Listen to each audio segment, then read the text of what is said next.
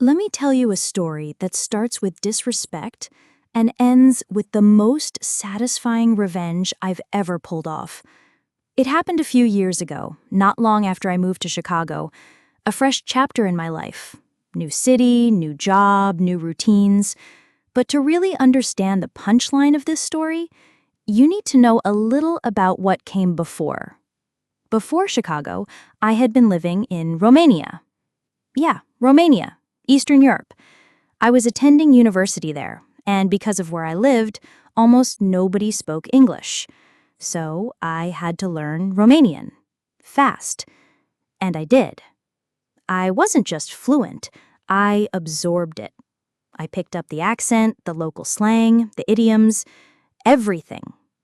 Within months, I could pass as someone who grew up there. I was proud of that. So, one day, in Chicago, I ordered an Uber to get home. It had been a long day. I just wanted to sit back, enjoy the ride, and maybe relax. Then, I saw the name of the driver pop up on the app. Giza. Now, that might not mean much to most people, but if you've ever been to Romania, you know that name is super Romanian. I was actually excited. I thought, oh hey, maybe I can strike up a conversation in Romanian. I haven't practiced in a while, it could be fun. So I get in the car and he's on the phone, Bluetooth headset, speaking in Romanian. I decide not to interrupt him. I just sit back and listen. But oh boy. The first few lines, innocent. He's talking about work, about how he's got a few hours left on shift. Then it starts. The person on the phone must have asked something like, "You got someone in the car right now?" Because he responds, "Yeah, God, I hate this country. The women here are so fat and ugly. I have someone in the car right now. At least she's got a decent chest, but she's still fat. Why can't they just lose some weight?"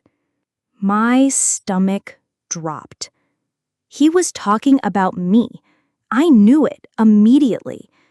And he wasn't done.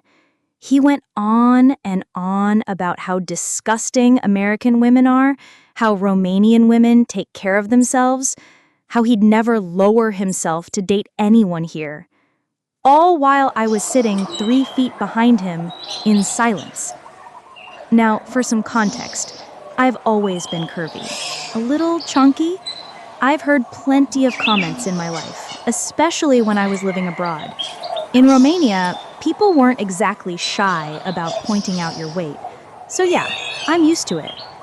But this was different.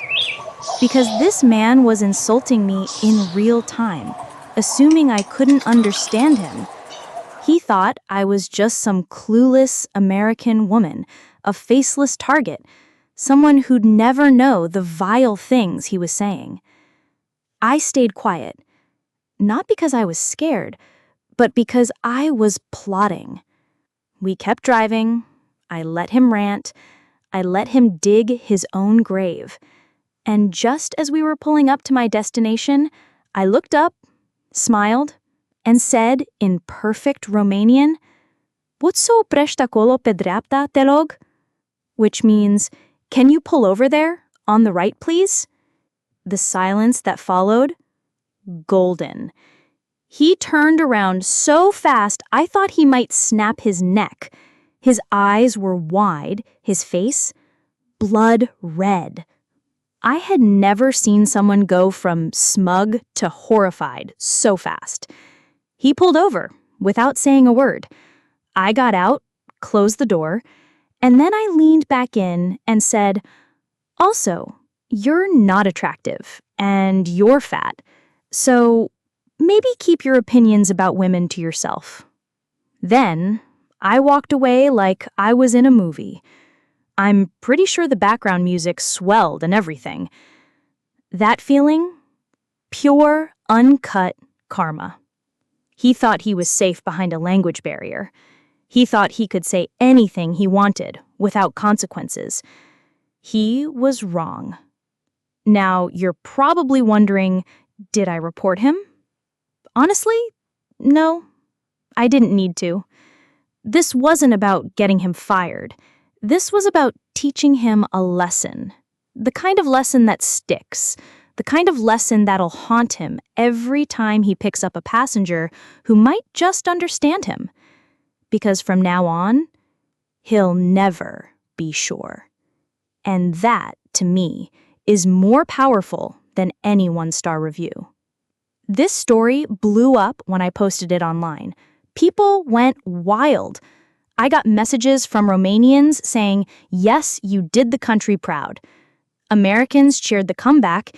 Even language nerds celebrated it. And yeah, I added one last line in my post, a little message in Romanian. Ghiță, dacă vezi asta, sper că e tot gras și urât. Și fătuți ceapa mătii. Which loosely translates to, Ghiță, if you see this, I hope you're still fat and ugly, and screw your onions. Trust me, it's much harsher in Romanian, and a lot funnier. Final thoughts. Revenge doesn't always have to be loud. Sometimes the most powerful revenge is quiet, precise, surgical. It's speaking someone's language when they least expect it. It's flipping the power dynamic without raising your voice. It's letting them stew in the embarrassment of their own ignorance. And above all, it's doing it with style. So to anyone out there who's ever felt small, mocked, underestimated, just remember your moment might come. And when it does, serve it cold. Serve it sharp. And if you're feeling extra bold, serve it in Romanian. If you liked this story, hit that like button, subscribe for more real-life revenge tales, and drop a comment. What's the most satisfying comeback you've ever had? Or better yet, have you ever caught someone talking about you in a language they didn't know you spoke? Let's hear it. And to Ghiță, hope you've learned to keep your mouth shut. Some of us understand more than you think.